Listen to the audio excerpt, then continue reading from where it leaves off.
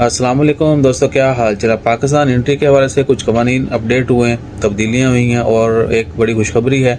आज 3 नवंबर 2021 जुमेरात का दिन है। 10 नवंबर से 100% परवाज़ें पाकिस्तान में एंटर होंगी।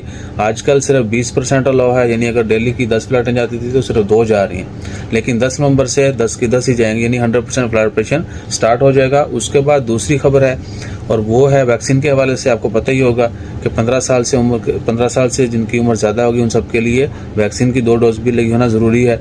और कोरोना का टेस्ट जो है, अगर आप किसी ने पाकिस्तान जाना है, उनके साथ बच्चे हैं और बच्चों की उम्र 6 साल या इससे ज़्यादा है, तो उनके लिए भी कोरोना का टेस्ट करवाना लाजमी है।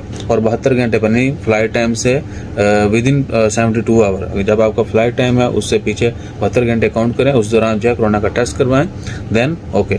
उसके बाद ट्रैवल के हवाले से जो कवानीन है, फास्ट टैग के ऊपर आपने अपना सारा डाटा अपडेट करना है।